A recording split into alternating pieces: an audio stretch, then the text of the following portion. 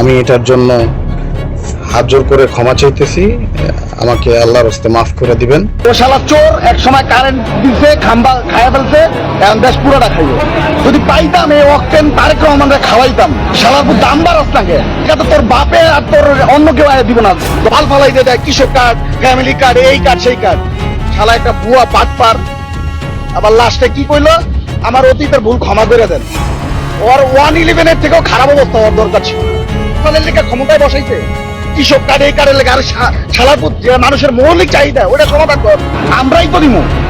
130 টাকা অক্টেন ছিল না হাসিনারা বলে, 35 ছিল না, এখন বাড়াইতে সমস্যা কি?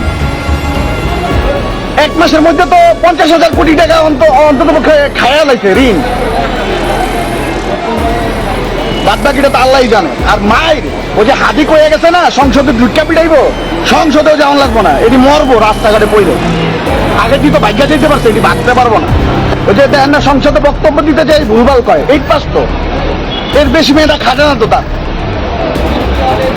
এই শালার পুতকে পরিণতি হবো যে লন্ডন আবার যাইবো আর কি। এটা থেকে রাত্রে 1টা পর্যন্ত যাওয়ার পরে যখন এই কথা শুনি তখন আমার আসলে মাথা কাজ করতেছিল না।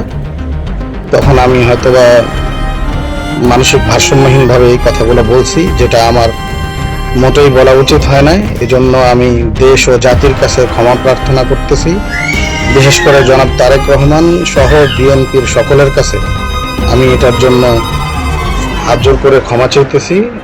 আমাকে আল্লাহর রাস্তায় মাফ করে দিবেন। আমার আসলে হিতাহিত জ্ঞান ঠিক ছিল না, এই জন্য আমি এটা বলে ফেলছি। আমাকে একটা স্বাভাবিক জীবন যাপন করার মতো একটা পরিস্থিতি করে দিবেন। আমি আপনাদের কাছে ক্ষমা প্রার্থনা করতেছি, মাফ করে দিবেন।